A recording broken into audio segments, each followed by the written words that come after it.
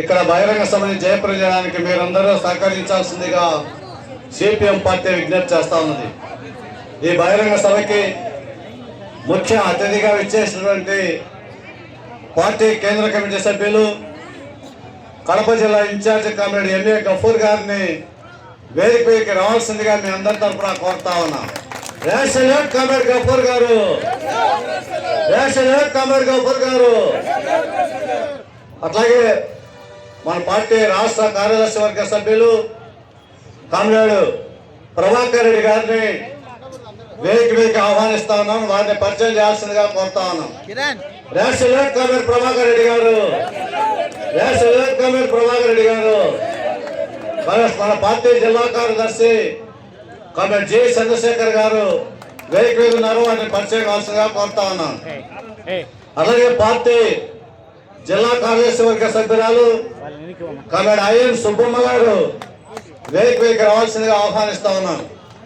అలాగే comrade B Manohar party జిల్లా కార్యదర్శి వర్గ సభ్యులు, ఆయనకు కూడా వేదికపైకి ఆహ్వానిస్తా ఉన్నాం. అలాగే కామ్రేడ్ జె శివకుమార్ పార్టీ జిల్లా కార్యదర్శి వర్గ సభ్యులు, ఆయన కూడా వేదికపైకి రావాల్సిందిగా కోరుతా ఉన్నాం. అట్లాగే పార్టీ జిల్లా కమిటీ సభ్యులు వి అన్వేష్, దస్తగిరి రెడ్డి, శ్రీనివాస్ రెడ్డి, సత్యనారాయణ వేదికగా వేదికపైకి రావాల్సిందిగా కోరుతా ఉన్నాం. సోదరులారా, మన బహిరంగ సభ ప్రారంభించేదానికి మనందరం రెడీగా ఉన్నాం. ఇప్పుడు ఈ సభకి పార్టీ జిల్లా కార్యదర్శి కామ్రేడ్ జె చంద్రశేఖర్ గారు అధ్యక్షత వహించే సభను ప్రారంభించాల్సిందిగా మీ అందరి తరఫున కోరుతా ఉన్నాం. మిగతా జిల్లా కమిటీ సభ్యులందరూ వేదికపైకి రావాలి. కమిషనర్ మిగతా జిల్లా కమిటీ సభ్యులందరూ రావాలి. కమిషనర్ చంద్రశేఖర్ గారు,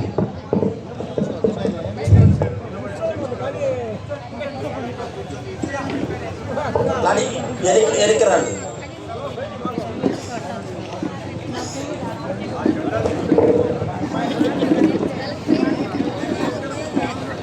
కడప నలుమూల నుండి సిపిఎం పార్టీ కడప జిల్లా 12వ మహాసభలకు వచ్చినటువంటి సిపిఎం పార్టీ కార్యకర్తలు, నాయకులు,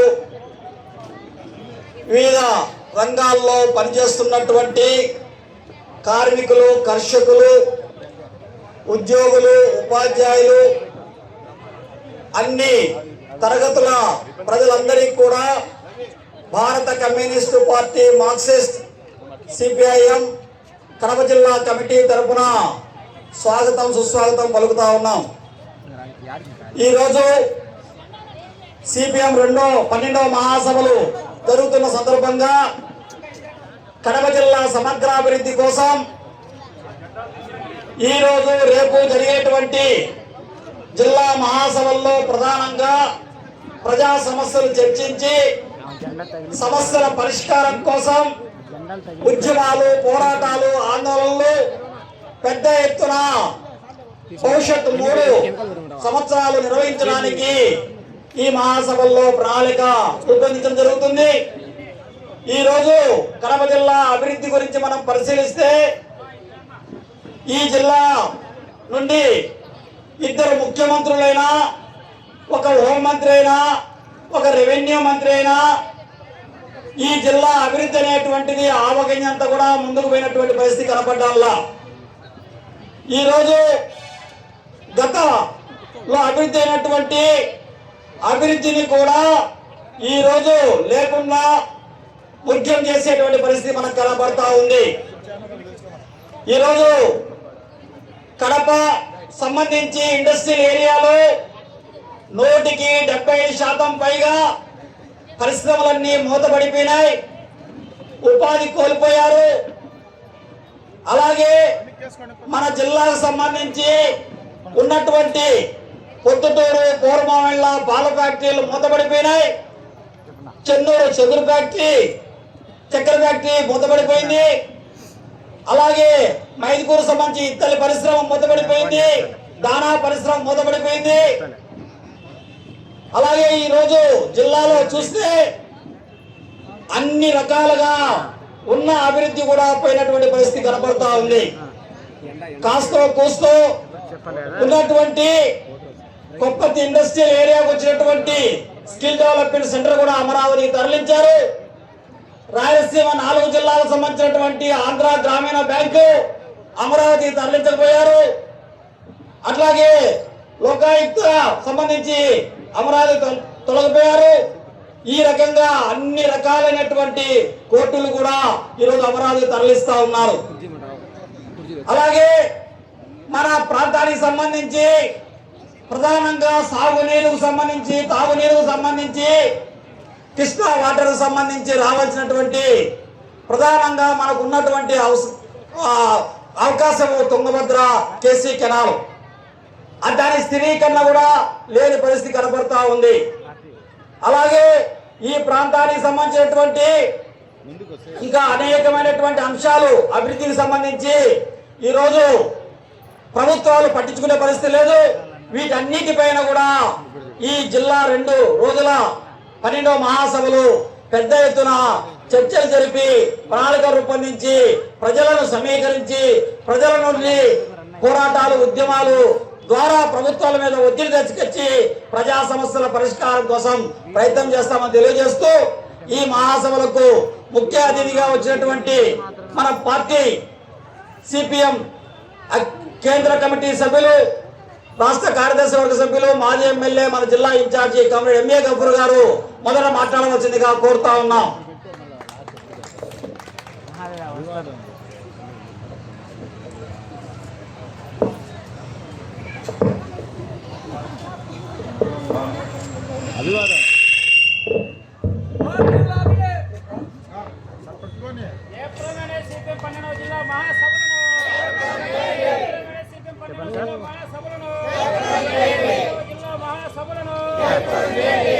ఈరోజు రేపు జరుగుతున్న సిపిఎం 12వ జిల్లా మహాసభలు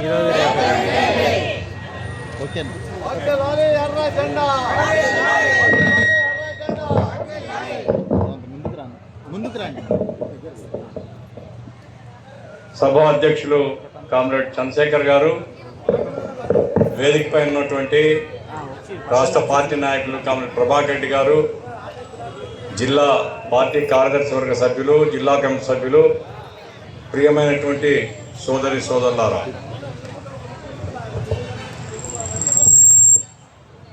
సిపిఎం పార్టీ 12వ జిల్లా మహాసభల సందర్భంగా మనం ఇక్కడ కలుసుకున్నాం.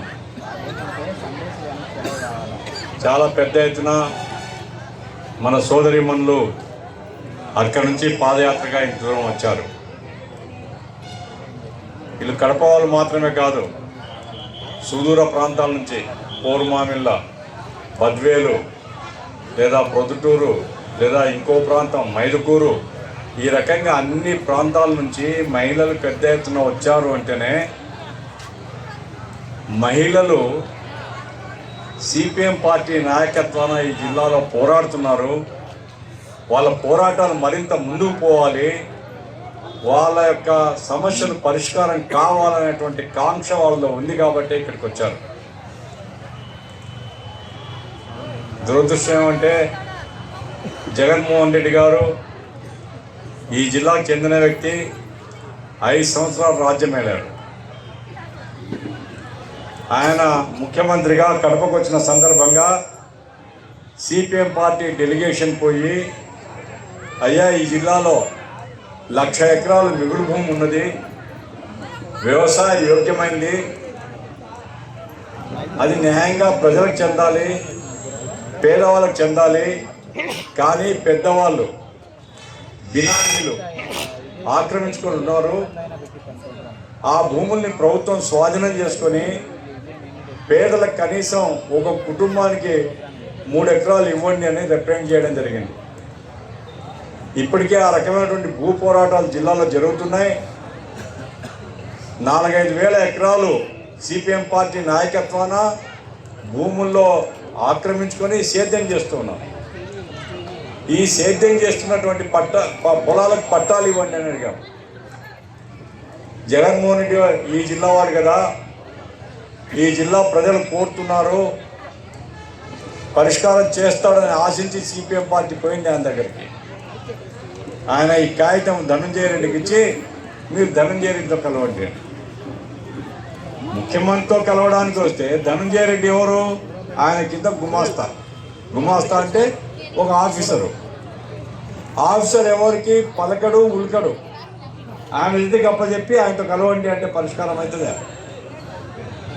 జిల్లా మీద ప్రేమ ఉండే వ్యక్తి కనుక అయితే, పేదవాళ్ళను ప్రేమించే వ్యక్తి కనుక అయితే, పేదవాళ్ళు పోరాటంలో ఉన్నారు, పేదవాళ్ళు ఉద్యమిస్తున్నారు, నిర్బంధాలను తట్టుకొని ఎదుర్కొని భూమిని సాగు చేసుకుంటున్నారు. ఈ భూమి బడాబాబులకు కాకుండా పేదవాళ్ళకి ఇవ్వాలనేటువంటి కించిత్తు ఆలోచన జగన్మోహన్ రెడ్డి గారు ఉంటే పరిష్కారం కాకుండా ఇంతకాలం ఉండేదా? ఎందుకు ముఖ్యమంత్రి కావాలా? ముఖ్యమంత్రి అయినోడు ప్రజల బాధలు పట్టించుకోవాలి కదా, ప్రజల కష్టాలు పట్టించుకోవాలి కదా, ప్రజలకు మంచి చేయాలి కదా. ఏం స్వర్గానికి పోమని అడిగామా? లేదంటే ఒక్కొక్క కోటి రూపాయలు ఇవ్వమని అడిగామా? మేము భూములు సాగు చేసుకుంటున్నాము, ఆ భూములకు పట్టాలు ఇవ్వమంటే జగన్మోహన్ రెడ్డి గారికి పట్లే. అందుకోసమే కొట్టుకొని పోయినాడు. ఈరోజు జగన్మోహన్ రెడ్డి ఎక్కడ అడ్రస్, ఆయనకు అడ్రస్ లేదు. ప్రజల్ని కనుక ఆదరించే వ్యక్తి అయితే, ప్రజల మీద ప్రేమ ఉండే వ్యక్తి అయితే ఈ రకంగా గాల్లో కొట్టుకొని పోయేవారు. కానీ 150 స్థానాలు ఇచ్చారు. అప్పుడు 150 స్థానాల్లో గెలిచిన ప్రభుత్వం ఓడిపోయినా గౌరవప్రదంగా ఉండాలా. ఎందుకు గాలికి కొట్టుకొని పోయింది అంటే ప్రజల్ని పట్టించుకోలే. ఇంట్లో కూర్చొని బటన్ నొక్కుడు. ఈ బటన్ నొక్కినటువంటి డబ్బులు వచ్చినాయా రాలేదా సమాధానం చెప్పేవాళ్ళు లేడు. చాలా మందికి పెన్షన్లు పోయినాయి. అమ్మఒడి ఒకసారి ఇస్తారు, ఒకసారి ఇవ్వలేదు. అనేక పథకాల్లో ఆయనేమో బటన్ నొక్కుతాడు, కిందేమో అందలేదు. కాబట్టి ప్రజలు మొత్తం ఊకొమ్మడిగా ఈ ప్రభుత్వాన్ని సాగనంపాలనుకున్నారు. జగన్మోహన్ రెడ్డి గాలి కొట్టుకుంటున్నారు. ఇప్పుడు చంద్రబాబు నాయుడు అరచేతిలో వైకుంఠం చూపిస్తున్నాడు.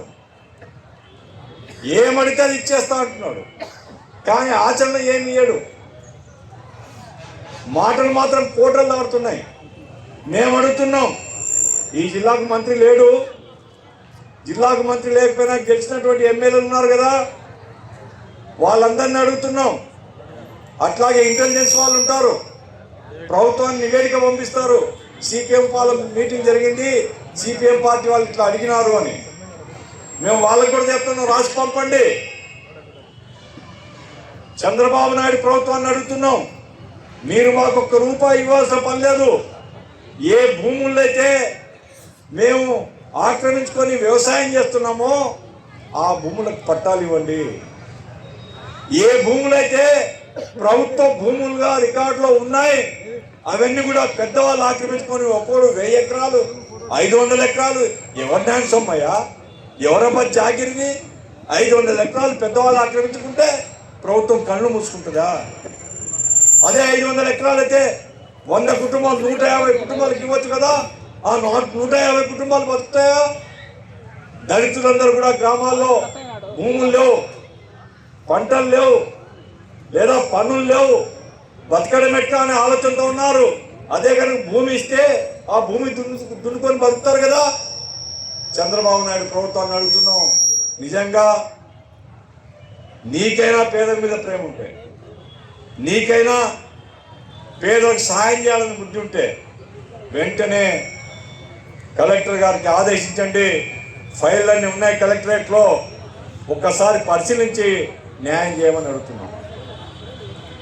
ఈరోజు పూర్వమామిల్లో కానీ, బద్వేల్లో కానీ, కడప టౌన్లో కానీ, ప్రొద్దుటూరులో కానీ, ఇతర ప్రాంతాల్లో కానీ, మైదుకూరులో కానీ పేదవాళ్ళు నివాసన స్థలాలు ఇవ్వకపోతే పూరంబోకులు, పరావు భూములు ఇటువంటి చోట ఆక్రమించుకొని కొండలు గుట్టలున్నా చదును చేసుకొని గుడిసెలు వేసుకొని కాపురం ఉంటున్నారు. ఏం పోయే రోగం వచ్చింది ప్రభుత్వానికి? ఎందుకు పట్టాలి ఎవరు వీళ్లకు? రాష్ట్ర ప్రభుత్వం చెప్తాది అందరికి ఇండ్లు కట్టిస్తామని, కేంద్ర ప్రభుత్వం ఏం ఇండ్లకు అడ్డమే లేదు, ఎన్ని ఇండ్లైనా కట్టిస్తామంటారు, కానీ ఆచరణలో ₹1 ఒడియడు, ఒక్క స్థలానికి పట్ట ఇవ్వరు. కాబట్టి పేదలకంతా ఒట్టి మాటలు తప్ప ఈ ప్రభుత్వాలు పేదలకు సహాయం చేయాలని ఆలోచన లేవని సిపిఎం పార్టీ చెప్తూ ఉంది.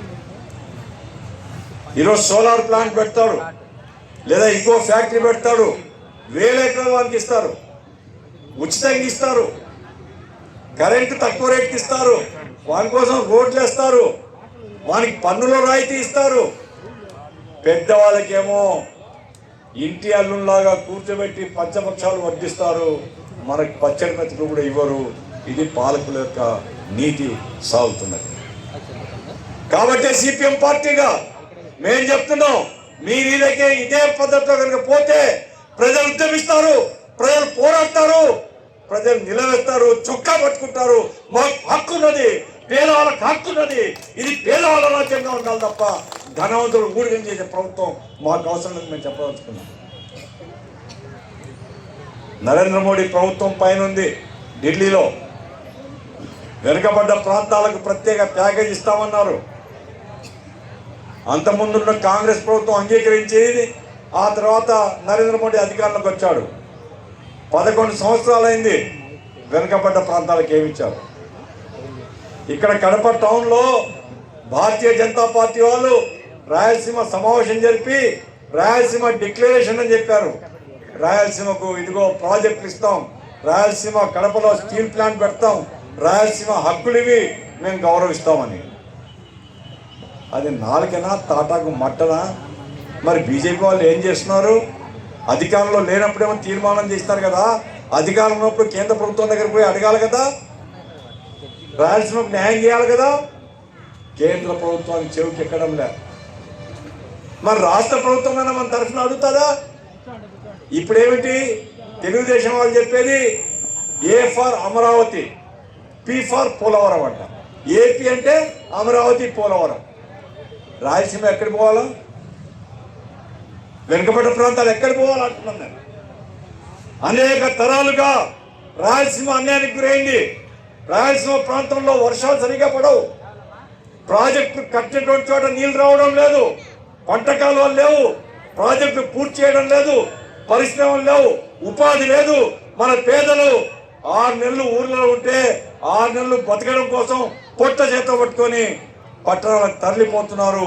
ఎక్కడ రోడ్ల మీద పట్టుకొని పని చేసుకొని బతకాల్సినటువంటి పరిస్థితులు పేదవాళ్ళు ఉన్నారు. ఈ ప్రభుత్వాలకు పట్టదా? ఈ ప్రజల మీద ప్రేమ లేదా వాళ్ళకు? కాబట్టి A for Amaravati, P for Polavaram అనే అజెండా మారాలి. వెనుకబడ్డ ప్రాంతాలకు ప్రత్యేక ప్యాకేజ్ ఇస్తామన్న కేంద్ర ప్రభుత్వం దగా చేస్తుంది. వెనుకబడ్డ ప్రాంతాల అభివృద్ధి రాష్ట్ర ప్రభుత్వం తన అజెండాలు పెట్టుకొని కేంద్రం మీద ఒత్తిడి చేయాలి. ఒత్తిడి చేయకపోతే చంద్రబాబు నాయుడిని కూడా ప్రజలు సాగనంపుతారని దృష్టిలో పెట్టుకోవాలి. ఆయన పోయినాయన 30 సంవత్సరాలు నేనే ముఖ్యమంత్రిగా ఉంటా, మా నాయన ఫోటో బదులు నా ఫోటో పెట్టుకుని చేస్తా, 30 సంవత్సరాలు అన్నాడు. ఏమన్నాడు? 5 సంవత్సరాల్లో సుడిగాల్లో కొట్టుకొని పోయినాడు. ఇప్పుడు ఈయన 2047 ప్రణాళిక వేస్తున్నాడు. 2025 మొన్న వచ్చింది, 2025లో కాలు పెడుతున్నాం మనం. 2047 ప్రణాళిక వేస్తున్నాడు చంద్రబాబు నాయుడు గారు. ఆయన 30 సంవత్సరాలని పోయినాడు, మీరు 30 సంవత్సరాల ప్రణాళిక వేస్తున్నారు. ముందు మీ కాళ్ళ దగ్గర చూడండి, ప్రజల పరిస్థితులు చూడండి, పేదల కష్టాలు చూడండి, దళితుల యొక్క కష్టాలు చూడండి, కష్టజీవులను ఆదుకోండి, కష్టజీవుల కోసం పథకాలు రూపొందించండి. కష్టజీవులను ఆదుకోకుండా ఆకాశంలో మీరు మేడలు కడితే కూలిపోయితే తప్ప నిలబడవు. కాబట్టి ఎవరైనా భూమిని వదిలిపెట్టి ఆకాశంలో మేడలు కట్టేవాడు కూలిపోక తప్పదు. చంద్రబాబు నాయుడు కూడా అది గుర్తుపెట్టుకుంటే మంచిదని నేను చెప్పదలుచుకున్నాను. ఈరోజు జిల్లాలో కడప స్టీల్ ప్లాంట్లో కేంద్ర ప్రభుత్వం రాష్ట్రాన్ని విభజించినప్పుడు రాతపూర్వకంగా రాసింది కడపలో స్టీల్ ప్లాంట్ పెడతాము అని. 11 సంవత్సరాలు అయిపోయా స్టీల్ ప్లాంట్ వచ్చిందా? చంద్రబాబు నాయుడు ఒక పెద్ద బండరాయి వేసినాడు జమ్మలమడుగు దగ్గరలో. అది ఏ ఊరు? కంబాల్ జిందా దగ్గర ఒక బండరాయి వేసినాడు. వచ్చేసింది స్టీల్ ప్లాంట్ అన్నాడు. ఆయన పోయినాడు. జగన్మోహన్ రెడ్డి వచ్చినాడు, అంతకంటే పెద్ద బండరాయి వేసినాడు. ఇంక అయిపోయింది, రేపు మొదలు పెడుతున్నాం అన్నాడు. ఆయన పోయినాడు, మొదలు పెట్టారా? కడపలో కనుక స్టీల్ ప్లాంట్ కడితే ఒక 56,000 మంది పేదవాళ్ళు బతుకుతారు, పని దొరుకుతుంది, ఆ ప్రాంతం అభివృద్ధి అవుతుంది. ఈ జిల్లాలో ఉండేటువంటి చదువుకున్న పిల్లలకు ఐటీఐ చదివిన వాళ్ళు కానీ, పాలిటెక్నిక్ చదివిన వాళ్ళు కానీ, బీటెక్ చదివిన వాళ్ళు కానీ, ఈ పిల్లలందరూ ఏ బెంగళూరుకో, మద్రాసుకో, హైదరాబాద్కో పోవాల్సిన పని లేకుండా మన ప్రాంతంలో ఉద్యోగాలు దొరుకుతాయి, మన ప్రాంతం అభివృద్ధి అవుతుంది.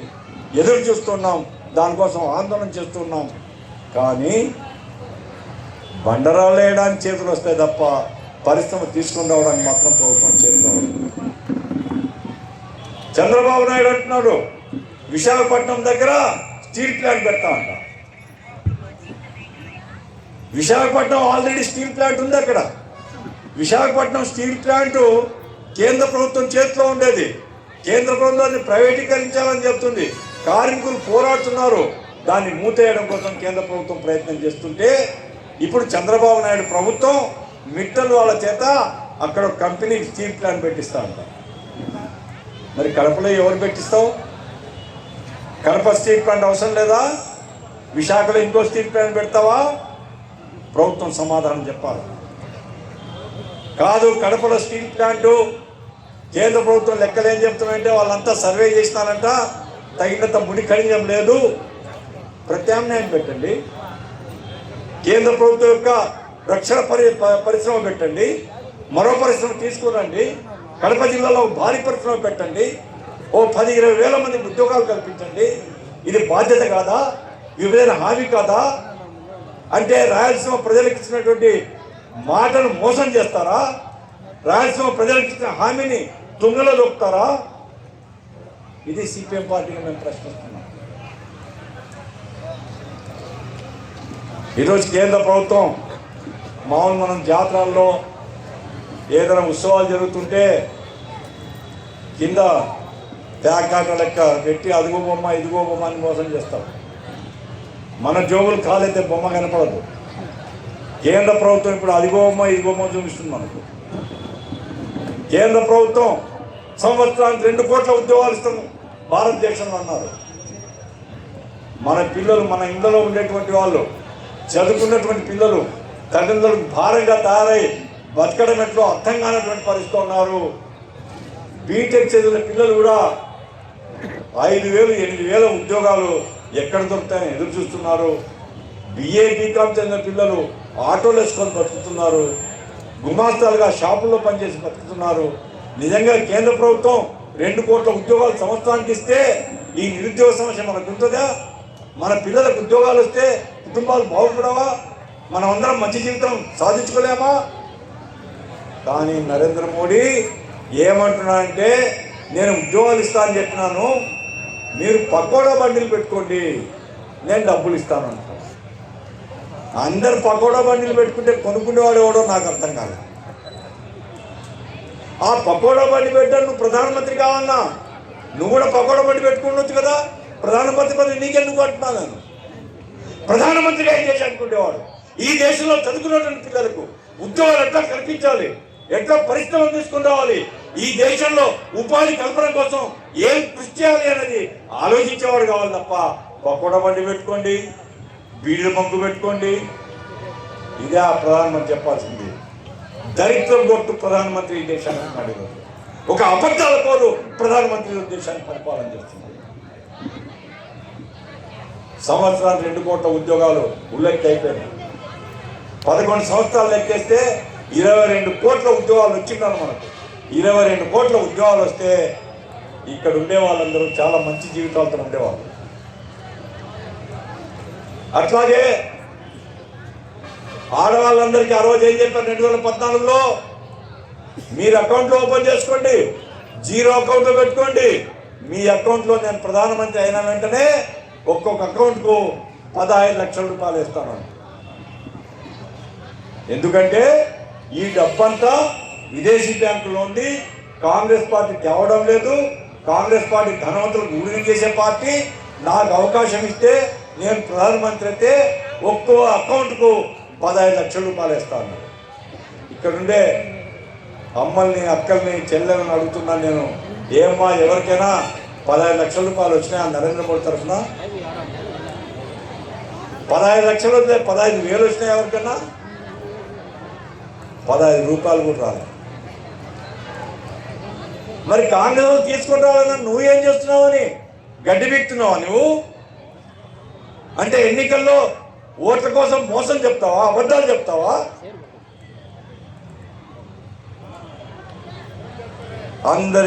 అందరికీ మంచి చేస్తాం. సబ్కే సాత్ సబ్కా వికాస్, అభివృద్ధి అందరికీ జరుగుతుంది. అమ్మా నేను అడుగుతున్నా మిమ్మల్ని, 11 సంవత్సరాల్లో మన జీవితాల్లో పెద్ద మార్పులు రాలేదు. నేను కూడా మీలాంటి వాడిని. ఎట్లా పేదవాళ్ళ జీవితంలో కళ్ళ ముందు చూస్తున్నాను. పేదవాళ్ళ జీవితాల్లో ఉండేటువంటి కష్టాలు, బాధలు అనుభవించిన వాళ్ళుగానే ఉన్నాం ఇక్కడ ఉండేటువంటి వాళ్ళం. మీ నుంచి వచ్చిన వాళ్ళమే తప్ప మేము పైనుంచి ఊడిపడలేం. పేదరిక నిర్మూలన కోసం కానీ, పేదల ఉపాధి కల్పించడం కోసం కానీ, పేదవాళ్ళ జీవన ఆదాయాన్ని పెంచడానికి కానీ, జీవన ప్రమాణాన్ని పెంచడానికి కానీ 11 సంవత్సరాలుగా కేంద్ర ప్రభుత్వం ఏం చేయడం లేదు. కానీ 11 సంవత్సరాల్లో ఈ దేశం నుండే ధనవంతులు అదానీ, అంబానీ, ఇంకొక పారిశ్రామికవేత్త ఒక 100 కుటుంబాలు ఉన్నాయి. ఒక 100 కుటుంబాల యొక్క ఆదాయం లక్షల కోట్లు పెరిగింది. అదానీ ఆదాయమే లక్షల కోట్ల రూపాయలు అదానికి ఆదాయం ఉంది. అంబానీ ఆదాయం లక్షల కోట్లో ఉంది. మనం ఊహించినంత ధనం వాళ్ళు సంపాదించారు ఈ 11 సంవత్సరాలు. అయినా ప్రభుత్వం వాళ్ళకి పన్నులు మాఫీ చేస్తుంది, వాళ్ళకి కొత్తగా రుణాలు ఇస్తూ ఉంది, వాళ్ళకి అన్ని సౌకర్యాలు కల్పిస్తుంది. మిమ్మల్ని అడుగుతున్నాను నేను, మనం ఎవరన్నా పేదవాళ్ళం బ్యాంకుల్లో ఓ 50,000 అప్పు తీసుకొని కంతులు కట్టకపోతే బ్యాంకులో ఊరుకుంటాడా? మన ఇంటికి వస్తాడు, నోటీస్ అందిస్తాడు, కోర్టులో వేస్తాడు, జప్తు చేస్తాడు, అరెస్ట్ చేసి జైల్లో పెడతాడు. ఈ దేశంలో బ్యాంకుల నుంచి పెట్టుబడిదారులు 16 లక్షల కోట్ల రూపాయలు రుణాలు తీసుకున్నారు. 16 లక్షల కోట్లు. ఈ 16 లక్షల కోట్లు కట్టడం లేదు, బ్యాంకులకు డబ్బు చెల్లించడం లేదు. అయినా ప్రభుత్వం ఏ ఒక్క పెట్టుబడిదారుని జోలికి పోదు. ఎందుకంటే వాళ్ళు ఎలక్షన్లకు డబ్బులు ఇస్తే ఈ ప్రభుత్వం బతుకుతుంది. ఎలక్షన్ల డబ్బులన్నీ వాళ్ళు భరిస్తున్నారు. ఓటుకు 1000, 2000 ఇచ్చేసేపాటికి మనం ఆనందపడిపోతున్నాం. మన పేదలే గుర్తుంటున్నారు. అధికారంలో పోయిన తర్వాత వాళ్ళకి సేవ చేస్తున్నారు. కాబట్టి విజయ్ మాల్యా పంజాబ్ నేషనల్ బ్యాంకు నిలువున ముంచినాడు. ఆ విజయ్ మాల్యా లండన్లో ఉన్నాడు. అతని తెల్ల వెంట్రుక కూడా ఈ గవర్నమెంట్ స్పీకర్ అయిపోతుంది. మోడీ గవర్నమెంట్, నీరవ్ మోడీ, ఇంకో మోడీ, లలిత్ మోడీ, ఇట్లా టోళ్ళందరూ ఈ దేశంలో బ్యాంకుల్ని ముంచుతూ ఉంటే కేంద్ర ప్రభుత్వం ముంచుదలకు సపోర్ట్ చేస్తుంది. ఇది నరేంద్ర మోడీ పరిపాలన. రెండో వైపు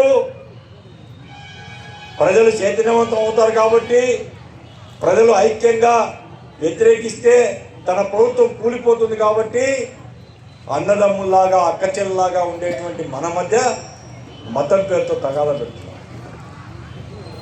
హిందువులు, ముస్లింలు, క్రైస్తవులు, జైనులు, బౌద్ధులు, సిక్కులు, ఈ దేశం ఒక అందాల హరివిల్లు లాంటిది. వర్షం పడుతుంటే అప్పుడప్పుడు మనకు హరివిల్లు కనపడుతుంది కదా, రంగురంగుల హరివిల్లు. అట్లాంటి దేశం ఇది. ఇప్పుడేమంటున్నారంటే ఈ ముస్లింలందరూ దేశద్రోహులు, ఈ ముస్లింలు మనకు పనికిరారు, ఈ దేశం పట్ల నిజాయితీగా ఉండరు, కాబట్టి ముస్లింలను తరిమేయాల, ముస్లింలకు వ్యతిరేకతతో రెచ్చగొట్టేటువంటి పద్ధతిలో ఈరోజు కేంద్ర ప్రభుత్వం పనిచేస్తుంది.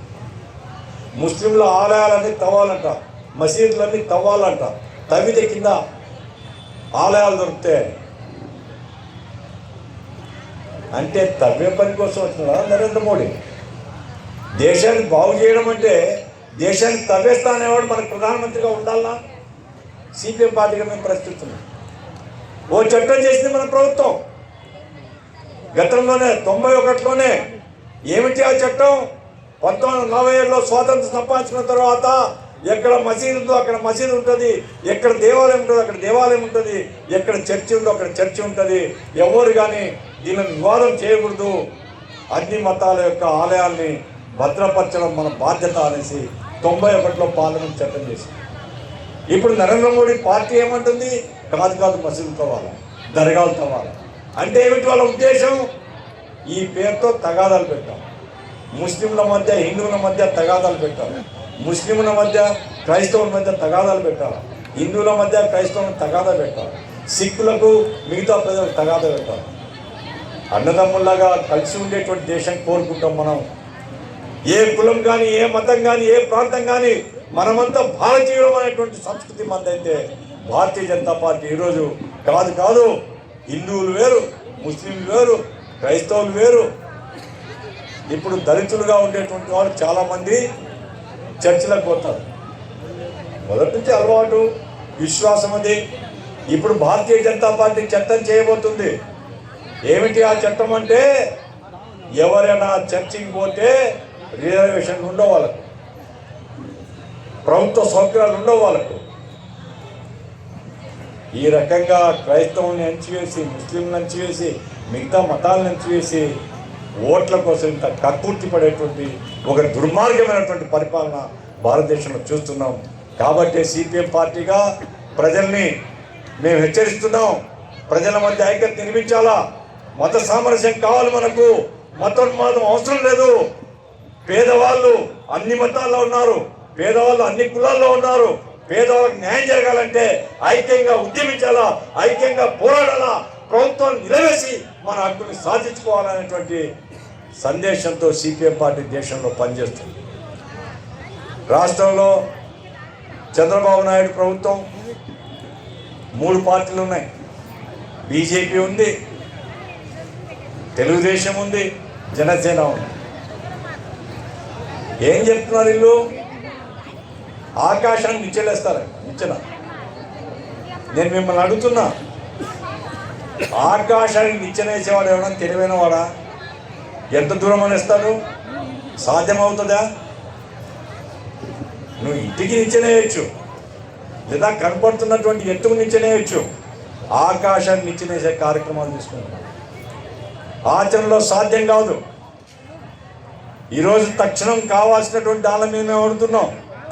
ఈరోజు లక్షల సంఖ్యలో అసంఘటిత రంగ కార్మికులు ఉన్నారు, వాళ్ళ వేతనాలు పెంచండి. స్కీమ్ వర్కర్లు ఉన్నారు, అంగన్వాడీలు, ఆశాలు, మధ్యాహ్న భోజనంలో పనిచేసే వాళ్ళు, వాళ్ళ వేతనాలు పెంచండి. కాంట్రాక్టర్స్ ఉద్యోగులు ఉన్నారు, వాళ్ళకి చాలా నామమాత్రమైన వేతనాలు, వాళ్ళకి పెన్షన్ ఉండదు.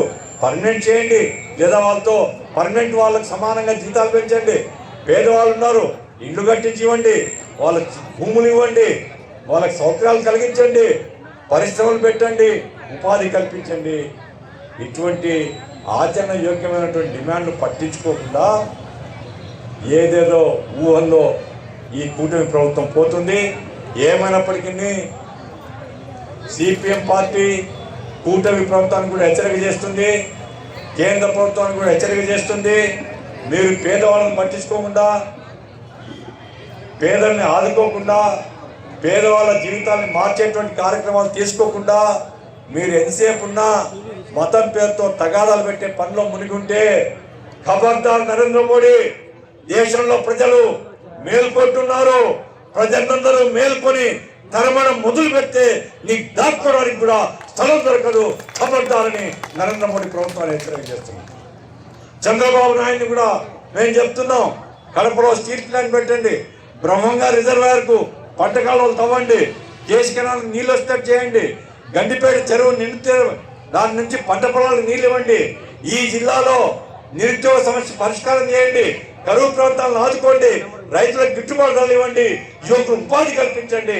ఇవేమి చేయకుండా ఆకాశంలో మాటలు చెప్తే కాలం చెల్లింది, ప్రజలు క్షమించని మాత్రం హెచ్చరిక చేస్తున్నాం. సిపిఎం పార్టీ ఈరోజు రేపు ఈ జిల్లాలో ఉండేటువంటి మన సమస్యలను చర్చించి మన సమస్యల పరిష్కారం కోసం ఏ రకంగా ఉద్యమించాలా, పేదవాళ్ళు ఆక్రమించిన కాలనీల్లో బద్వేలు పోతే ఎంతమంది పేదలు, ఎన్ని కాలనీలు, జ్యోతిపాస్ కాలనీ, ఐలమ్మ కాలనీ, సుందరయ్య నగర్, రకరకాల కాలనీల్లో పేదలు ఉంటుంటే అనేక సంవత్సరాల నుంచి ఉంటూ ఉంటే ఏం రోగం వచ్చింది గవర్నమెంట్కు? ఏం వాళ్ళ అప్పగంటే ఏం పోతుంది? పట్టాలిస్తే పోలీసు వాళ్ళని వెంట పెట్టుకొని తొలగిస్తారు, హెచ్చరికలు చేస్తారు. ఖబర్దార్, పోలీసు వాళ్ళ ద్వారా పేదవాళ్ళను అంచివేస్తే ఏ గతి పట్టిందో మన జగన్మోహన్ రెడ్డి పరిపాలన చూశారు. కాబట్టి పేదవాళ్ళ మీదకి పోలీసులు ఉసిగొల్పి పేదవాళ్ళ కడుపులు కొడితే మాత్రం తిరగబడతారని హెచ్చరిక చేస్తున్నాం. సిపిఎం పార్టీ పేదవాళ్ళు ఉంటుంది, పేదవాళ్ళ కోసం ఉద్యమిస్తుంది. మా హక్కులను సాధించినంత కూడా మేము పోరాడతాం. ఈ 2 రోజులు మైదుకూరులో కానీ, బద్వేల్లో కానీ, బ్రహ్మంగారి పట్టణంలో కానీ, పోర్మామిల్లో కానీ, కడప టౌన్లో కానీ ఉండే పేదవాళ్ళందరికీ పట్టాలు ఇవ్వమని, అట్లాగే స్టీల్ ప్లాంట్ కోసం, మిగతా పంట కాలువల కోసం, ప్రాజెక్టులు పూర్తి చేయడం కోసం ఇటువంటి డిమాండ్లన్నీ కూడా మా మహాసభలో చర్చించి కార్యాచరణ ప్రణాళికను రూపొందించుకొని రాబోయేటువంటి కాలంలో పెద్ద ఎత్తున ఉద్యమించడం కోసమే సిపిఎం పార్టీ కృషి చేస్తుంది. ఆ రకంగా వచ్చే కాలంలో సిపిఎం పార్టీ ఇచ్చే పిలుపులన్నింటినీ విజయవంతం చేసి ప్రభుత్వాలను ఒత్తిడి తెచ్చి ఉద్యమాల ద్వారా, పోరాటం ద్వారా ప్రభుత్వాలను లొంగదీసి మన హక్కుల్ని సాధించడానికి సమయార్థం కావాలని మిమ్మల్ని అందరినీ సవినయంగా మనవి చేస్తూ సెలవు తీసుకుంటూ ముగిస్తున్నాను. నేడు దేశవ్యాప్తంగా, రాష్ట్ర వ్యాప్తంగా ఉన్నటువంటి ప్రజా సమస్యలు, పాలకుల తీరుతెన్నులు, మన కర్తవ్యాన్ని బోధించినటువంటి సిపిఎం పార్టీ కేంద్ర కమిటీ సభ్యులు కామ్రేడ్ గఫూర్ గారికి సిపిఎం కడప జిల్లా కమిటీ పక్షాన ప్రత్యేక ధన్యవాదాలు తెలియజేస్తూ, ఇప్పుడు మన సిపిఎం పార్టీ రాష్ట్ర కార్యదర్శి వర్గ సభ్యులు ఈ మహాసభకు 2 రోజుల పాటు ఇక్కడ వచ్చినటువంటి కామ్రేడ్ కె ప్రభాకర్ రెడ్డి గారిని మాట్లాడవలసిందిగా కోరుతా ఉన్నాం. సభాధ్యక్షులు చంద్రశేఖర్ గారు, ఈ సభకు ముఖ్య అతిథిగా వచ్చేసిన సిపిఎం పార్టీ కేంద్ర కమిటీ సభ్యులు కామ్రేడ్ ఎంఏ గఫూర్ గారు, వేదికపై ఉన్న సిపిఎం పార్టీ జిల్లా నాయకులు, సభకు హాజరైన సోదరులు, సోదరిమణులు అందరికీ ముందుగా నమస్కారం. గఫూర్ గారు చాలా విషయాలు చెప్పారు. ఈరోజు ఉదయం నేను కొన్ని పత్రికలు చూశాను.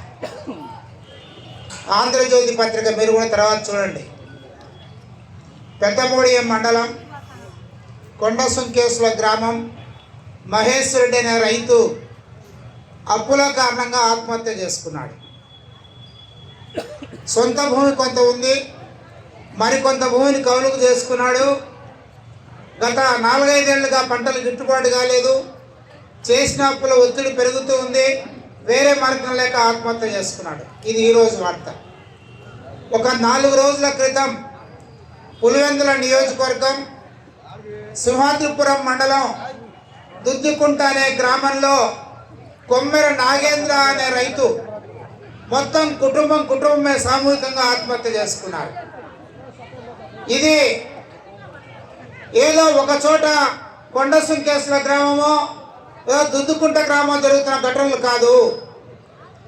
రాష్ట్రంలో పరిశీలిస్తే ప్రతిరోజు ఏదో ఒక మూల ఇలాంటి ఆత్మహత్యల వార్తలు వస్తున్నాయి. రైతులు, కౌలు రైతులు, వ్యవసాయ కార్మికులు, గ్రామీణ పేదలు వాళ్ళ యొక్క జీవనంలో ఆదాయం తక్కువై అప్పుల భారం పెరిగిపోయి అవమానాలు భరించలేక ఆత్మహత్య చేసుకుంటూ ఉంటే ఈ ఆత్మహత్యల పరంపర కొనసాగించాల్సింది అని చెప్పేసి అడుగుతూ ఉన్నారు. ఆత్మహత్యలు ఆపే బాధ్యత ఈ కేంద్ర రాష్ట్ర ప్రభుత్వాలకు లేదా అని చెప్పేసి అడుగుతూ ఉన్నారు. ఎందుకు ఆత్మహత్యలు జరుగుతున్నాయి?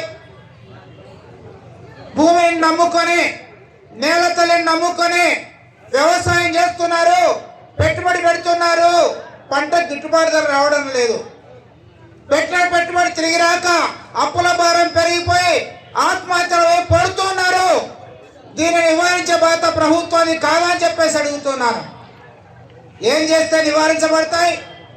మేము సిపిఎం పార్టీగా చెబుతున్నాం, రైతుల ఆత్మహత్య నివారించబడాలంటే ఒకే ఒక్క మార్గం, రైతులు పండించే అన్ని పంటలకు ఏదైతే డాక్టర్ స్వామినాథన్ చెప్పి ఉన్నారో ఆ ఫార్ములా ప్రకారం అయిన ఖర్చుకు 50% కలిపి మద్దతు ధర నిర్ణయించి ఆ మద్దతు ధరకు పంటలు అమ్ముడిపోయేలా ప్రభుత్వం బాధ్యత తీసుకోవాలని చెప్పి సిపిఎం పార్టీగా కోరుతున్నాం. ఆ పని చేస్తుందా ఈ ప్రభుత్వం? ఢిల్లీ చుట్టుపక్కల ఆందోళన జరుగుతోంది. వేల మంది లక్షల మంది రైతులు ఢిల్లీ చుట్టూ పోయి ఉన్నారు.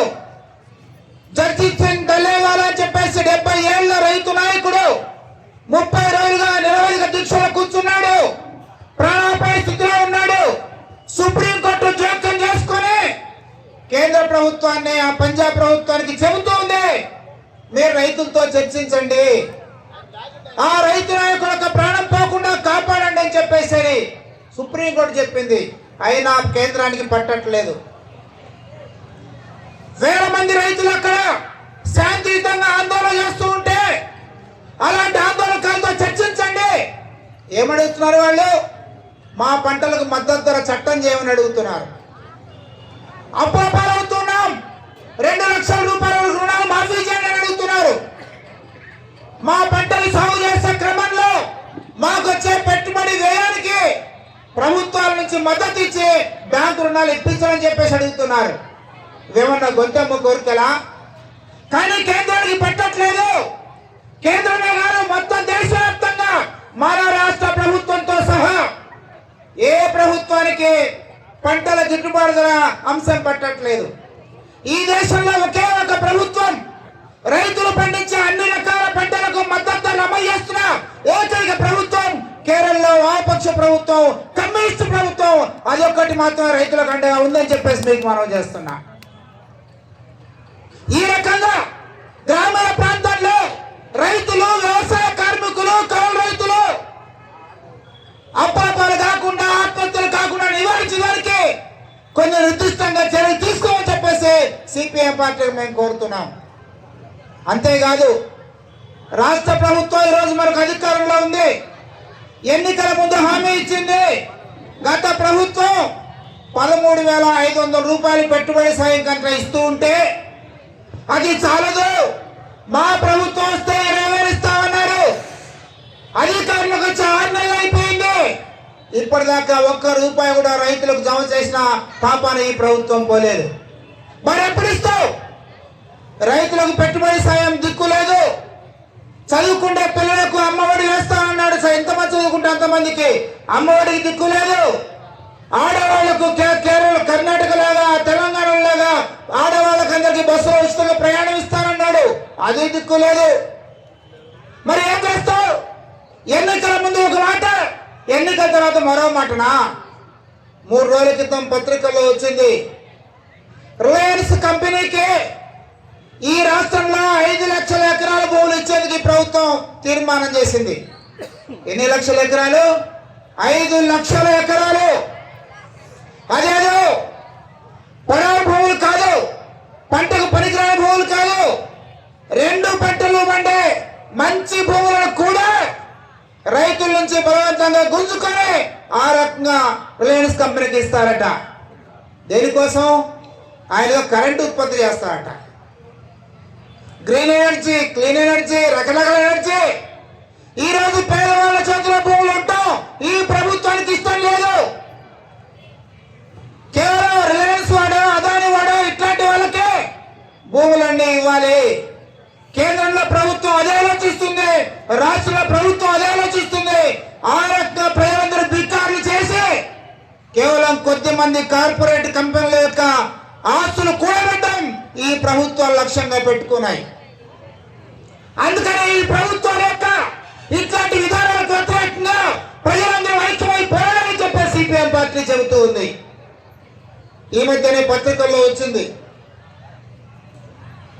రాష్ట్ర మంత్రివర్గం తీర్మానం చేసిందట, గోదావరి బనకచర్ల ఏకం చేస్తారట, గోదావరి పెన్నా నది ఏకం చేస్తారట, మొత్తం రాయలసీమ సస్యశ్యామలం చేస్తారట. ఎంత ఖర్చు అవుతుందట? 80,000 కోట్లు ఖర్చు అవుతుందట. గడిచిన 5 ఏళ్ళు చంద్రబాబు కాలంలో 5 ఏళ్ల పాటు ఖర్చు పెట్టింది ఎంత అంటే 60,000 కోట్లు మాత్రమే. 5 ఏళ్లలో 60,000 కోట్లు ఖర్చు పెట్టిన ఈ చంద్రబాబు ప్రభుత్వం ఇప్పుడు చెబుతోంది 80,000 కోట్లతోటి మొత్తం గోదావరి పెన్న అనుసంధానం చేస్తామని చెప్పేసి. అరచేతుల వైకుంఠం అంటే ఇది కాదా అని చెప్పేసి అడుగుతున్నా. సాగునీటి ప్రాజెక్టుల విషయంలో ముఖ్యంగా మన రాయలసీమ, అక్కడ ఉత్తరాంధ్ర, ఇది వెనకబడ్డ ప్రాంతాలని చెప్పేసి మనం చెప్పడం కాదు, ప్రభుత్వాలు చెబుతూ ఉన్నాయి. కానీ వెనకబడ్డ ప్రాంతాల ప్రాజెక్టులకు ఏ ఒక్కదానికి నిధులు కేటాయించకుండా గోదావరి పెన్న అనుసంధానం చేస్తామంటున్నారు. ఈ సంవత్సరం బడ్జెట్లో 2,94,000 కోట్ల రాష్ట్ర బడ్జెట్లో సాగునీటి కేటాయించింది కేవలం 14,555 కోట్లు. నువ్వు కేటాయించిన 14,555 కోట్లే, మరి ఏ రకంగా 80,000 కోట్లతో బడ్జెట్లో గోదావరి పూర్తి చేస్తానంటావు? అంటే ప్రజల్లో అబద్ధాలు ప్రచారం చేయడం, అరచేతుల వైకుంఠం చూపించడం, చేసేవి చేయమని మోసాలు చెప్పడం, ఈ రకంగా ప్రజలను నమ్మించి మోసం చేయడం ఈ ప్రభుత్వ విధానంగా ఉందని చెప్పేసి మీకు మనం చేస్తున్నా. అందుకనే ఇదేదో ప్రభుత్వం మీద, చంద్రబాబు మీద, జగన్ మీద కోపంగా చెప్పే మాట కాదు. ఈ ప్రాంత ప్రజల యొక్క బాగోగులు ఎవరైనా పట్టి ఉంటే అలాంటి వాడు దీన్ని మాట్లాడాలి. వెనకబడ్డ ప్రాంతాల ప్రాజెక్టులు నీళ్లు కేటాయించు. ఆ రకంగా మీ సహాయం అవసరం లేకుండా రైతాంగం పంటలు పండిస్తారు, వ్యవసాయ కార్మికులు పనిచేస్తారు, ఆ రకంగా దేశానికి అన్నం పెడతారు. కానీ ప్రభుత్వాలు ఆ దిశగా పోవట్లేదు. అందుకే మేము మనవి చేస్తున్నాం, ఈ ప్రభుత్వానికి వ్యతిరేకంగా రైతులు, వ్యవసాయ కార్మికులు, పట్టాలు ఉండే కార్మికులు సంఘటితమై పోరాటం తప్ప వేరే మార్గం లేదని చెప్పేసి మనవి చేస్తున్నాం. చంద్రబాబు నాయుడు గారు రేపు 8వ తేదీ ప్రధాని ఆహ్వానిస్తున్నారు. రండి రండి అని చెప్పేసి. ఎందుకు రావాలి ఆయన? ఈ 11 ఏళ్ళు మన రాష్ట్రానికి ఏమైనా సహాయం చేశాడా నరేంద్ర మోడీ? ఇచ్చే మాట ఒక్కటి నిలబెట్టుకున్నాడా?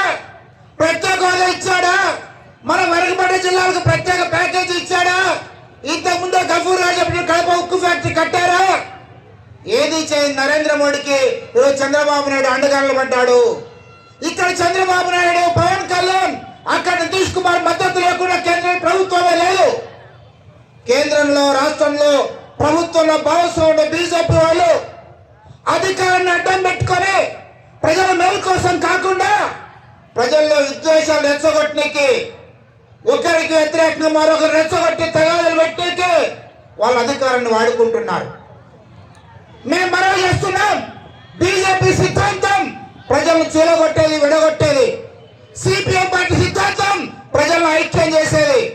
కులాలతో, మతాలతో నిమిత్తం లేకుండా ప్రజలందరూ ఐక్యంగా ఉండాలని చెప్పి సిపిఎం పార్టీ కోరుకుంటుంది.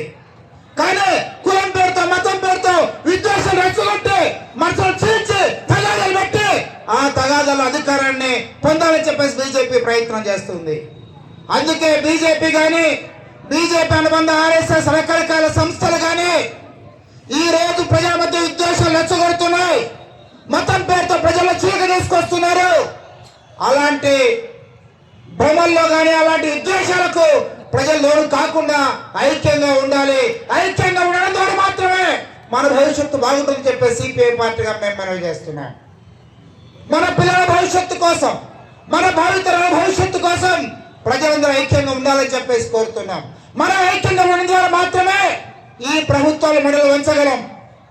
పేదవాళ్లకు పట్టడి అన్నం నోట్లో వచ్చేందుకు అవకాశం ఉంటుంది. రైతులు పండించే పట్ల గిట్టుబాటు వస్తుంది. వ్యవసాయ కార్మికులకు ఉపాధి హామీ పథకాన్ని నీరుగారుస్తూ ఉన్నారు. కేంద్రంలో కమ్యూనిస్టుల యొక్క బలం ఉన్నప్పుడు 2005-6 సంవత్సరాల్లో కేంద్ర ప్రభుత్వం మెడలు వంచి, ఆ రోజు మన్మోహన్ సింగ్ ప్రధానమంత్రిగా ఉన్నాడు, యూపీఏ ప్రభుత్వం ఉంది, కమ్యూనిస్టుల యొక్క మద్దతుతోటి ప్రభుత్వం ఆధారపడింది. అందుకని ఆ రోజు ఉపాధి హామీ చట్టం వచ్చింది. అనేక రకాల ప్రజలకు అనుకునే చట్టాలు కమ్యూనిస్టుల యొక్క ఒత్తిడితో వచ్చాయి. మరి చంద్రబాబు నాయుడు ఒత్తిడి చేసి మన రాష్ట్రానికి నిధులు తీసుకురావాలి కదా. కమ్యూనిస్టులకు అవకాశం ఉన్నప్పుడు ఆ యొక్క ప్రభుత్వం ఒత్తిడి చేసి పేదవాళ్ళ కోసం అనేక చట్టాలు తీసుకొచ్చాం. ఆ చట్టాలు ఇప్పుడు నిర్వీర్యం చేస్తూ ఉన్నారు. అటు కేంద్రంలో బీజేపీ, ఈ రాష్ట్రంలో తెలుగుదేశం, జనసేన పార్టీ రెండు కూడా ఉపాధి హామీని నిర్వీర్యం చేసే ప్రయత్నం చేస్తున్నారు. అందుకే పేదవాళ్ళని ఐక్యంగా నిలబెడదాం, ఉపాధి హామీ నిలబెట్టుకుందాం, మన భవిష్యత్తును కాపాడుకుందాం అని చెప్పేసి మీకందరికీ మనవి చేస్తూ, ముఖ్యంగా ధరలు ఈరోజు అన్ని రకాల నిత్యావసర వస్తువుల ధరలు పెరిగిపోతున్నాయి. ప్రత్యేకించి ఈ రాష్ట్రంలో తెలుగుదేశం ప్రభుత్వం అధికారంలోకి వచ్చిన తర్వాత విద్యుత్ ఛార్జీల భారం మనం చూస్తున్నాం. ఇంకా ఇది చలికాలం, కరెంటు తక్కువ వాడుకుంటాం. ఈ సమయంలో కూడా కరెంటు బిల్లు పెరిగిపోయాయి. రేపు ఎండాకాలం వస్తే ఏ రకం బిల్లు కట్టాలి? చంద్రబాబు నాయుడు అంటాడు ఇది నా బాధ్యత కాదు, జగన్మోహన్ రెడ్డి బాధ్యత అంటాడు. జగన్మోహన్ రెడ్డి అంటాడు నేను అంతకంటే గవర్నమెంట్ ఇంకా ఎక్కువ కొనింది, నేను తక్కువ కొన్నాను, నాకు సన్మానం చేయాలంటాడు. అరే మీ సన్మానాల గొడవైతే రాష్ట్ర ప్రజల యొక్క భవిష్యత్తు ఏం కావాలి?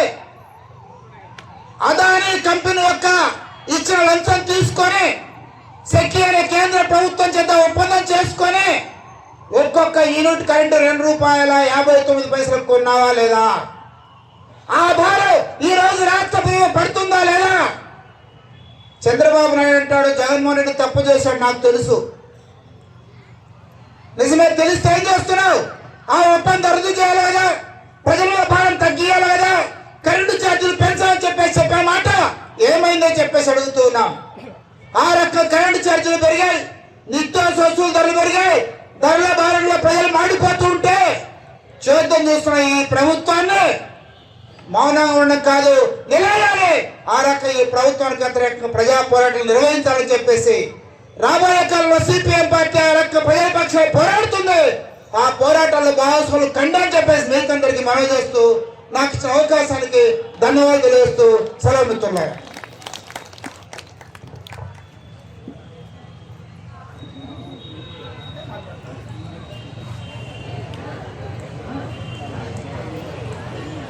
కామ్రేడ్స్, మన పార్టీ రాష్ట్ర కార్యదర్శి వర్గ సభ్యులు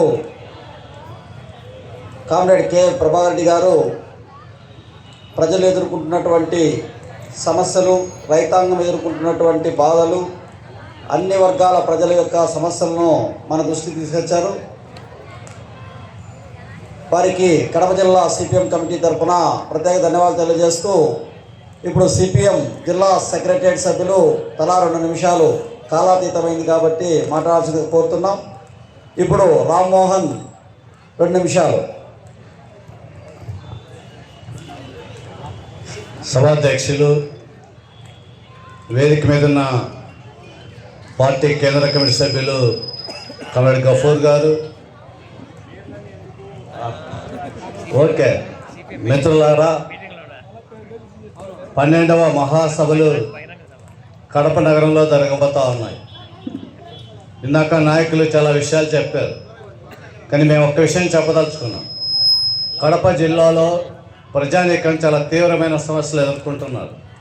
కడప నుంచి కాశీనాయన వరకు, ఒంటిమిట్ట నుంచి లింగాల వరకు ప్రతి మండలంలో కార్మికులు, కర్షకులు, రైతులు, మహిళలు తీవ్రమైనటువంటి కష్టాలు పడుతూ ఉన్నారు. ఇప్పుడు ఈ జిల్లాలో కూటమి ప్రభుత్వానికి మెజార్టీ స్థానాలు ఇచ్చారు. బీజేపీ, తెలుగుదేశం, జనసేన నాయకులకి మేము ఒక సవాల్ చేస్తూ ఉన్నాం. రాష్ట్రంలో మీ ప్రభుత్వం అధికారంలో ఉంది, కేంద్రంలో బీజేపీ ప్రభుత్వమే అధికారంలో ఉంది. మీరిద్దరూ కలిసి కడప ఉక్కు ఫ్యాక్టరీని steel authority of India limited ఆధ్వర్యంలో ఏర్పాటు చేయడానికి మీరు ప్రయత్నం చేయాలి. చేయటం కాదు, సాధించాలి. సాధించి జిల్లాలో ఉన్నటువంటి 1,00,000 మందికి ఉపాధి కల్పించేటువంటి ప్రయత్నం మీరు చేయాలి. బీజేపీ నాయకులు అడుగుతా ఉన్నాను, మీరు రాయలసీమ డిక్లరేషన్ పెట్టారు. డిక్లరేషన్లో ఏం చెప్పారు? కర్నూలులో కూర్చొని కడప జిల్లాలో రాయలసీమ ప్రాంతంలో ఈ ప్రాంత అభివృద్ధికి పరిశ్రమలు నిర్మిస్తాం, సాగునీటి ప్రాజెక్టులను పూర్తి చేయడానికి మేము ప్రయత్నం చేస్తామని మీరు హామీ ఇచ్చారు. మేము గుర్తు చేస్తున్నాం, మీకు గుర్తుందో లేదో. మీరు ఇచ్చేటువంటి హామీ ఇప్పుడు ప్రభుత్వం, మీ ప్రభుత్వమే దేశంలో అధికారంలో ఉంది. మీరు ఇచ్చేటువంటి డిక్లరేషన్ని ఈ జిల్లా ప్రజలు, రాయలసీమ ప్రజలు చూశారు, దాన్ని అమలు చేస్తారని చెప్పి భావించారు. కానీ ఇప్పుడు చూస్తే దాని మీద మీరేం మాట్లాడటం లేదు. నేను అడుగుతున్నాను జిల్లాలో ఉన్నటువంటి కూటమి నాయకుల్ని, మీకు చిత్తశుద్ధి ఉందా? చిత్తశుద్ధి ఉంటే ఏ ప్రాజెక్టులో పూర్తి తీసుకురావడానికి ప్రయత్నం చేయండి. చిత్తశుద్ధి లేకపోతే మేము తప్పు చేశాం, మేము మా పార్టీ కేంద్రంలోనూ రాష్ట్రాల్లోనూ అధికారంలో ఉన్నా సరే ఈ ఒక్క ఫ్యాక్టరీని మేము సాధించలేకపోయామని చెప్పి జిల్లా ప్రజానికానికి క్షమాపణ చెప్పండి. రెండింటిలో ఏది చేస్తారో మీకే ఛాయిస్ ఇస్తున్నాం. ఇంకొక విషయం, ఇక్కడ అభివృద్ధి గురించి మాట్లాడుతూ ఉన్నారు. ఇక్కడ అనేక రకాల పరిశ్రమలు ఉన్నాయి. ఎర్రగుంట్లలో 200 సంవత్సరాలకు సరిపడినటువంటి నాపరాయి గనులు ఉన్నాయి. పెళ్లిమరి మండలంలో ఐరన్ ఓర్ కావాల్సినంత ముడి చమురు ఖనిజం అక్కడ అందుబాటులో ఉంది. ఏ ప్రాంతంలో చూసినా సరే పులివెందుల్లో అరటి తోటలు, సీని తోటల్లో అభివృద్ధికి అవకాశాలు ఉన్నాయి. పూర్వమెల్ల కలసవాడ ప్రాంతంలో అనేక రకాల పరిశ్రమలకి అవకాశం ఉంది. బద్వేలో తూతమంత్రంగా పరిశ్రమ పెడితే మేమేదో పెద్ద ఉపాధి కల్పించామని చెప్పి చెప్తున్నారు. ఇవి సరిపోరు. జిల్లాలో ఉన్నటువంటి ప్రజానికం ఇతర ప్రాంతాలకి, ఇతర దేశాలకి వలసలు వెళ్తా ఉన్నారు. వలసలు వెళ్ళేటువంటి ప్రయత్నాన్ని నివారించడానికి మీరేం చేశారని చెప్పి మేము అడుగుతా ఉన్నాం. అంటే ఈ జిల్లా ప్రజలు ఓట్లు వేయాలి, ఈ జిల్లా ప్రజలు పదవులు ఇవ్వాలి, ఈ జిల్లా ప్రజలు మిమ్మల్ని ఆదరించాలి. కానీ మీరు మాత్రం కాలిపోతున్నటువంటి కడుపుల్ని నింపడానికి మీరు ఏం ప్రయత్నం చేశారని చెప్పి సిపిఎం పార్టీగా మిమ్మల్ని అడుగుతా ఉన్నాం. ఇందాక నాయకులు చెప్పారు, రైతాంగం కుటుంబం ఆత్మహత్య చేసుకుంటా ఉంది. బీజేపీ నాయకులకి సిగ్గు లేదని చెప్పి మేము అడుగుతా ఉన్నాం. ఒక కుటుంబం మొత్తం ఆత్మహత్య చేసుకుంటుంటే జిల్లాలో ఉన్నటువంటి ప్రజాప్రతినిధులు ఏం చేస్తున్నారని చెప్పి మేము అడుగుతా ఉన్నాం. 2-3 రోజుల తర్వాత జిల్లా కలెక్టర్ వెళ్ళి పరిశీలన చేస్తారట. మేము అడుగుతా ఉన్నాం. ఇంకా చాలా మంది రైతులు అప్పులతో, తీవ్రమైనటువంటి ఆర్థిక ఇబ్బందులతో సతమతమవుతా ఉన్నారు.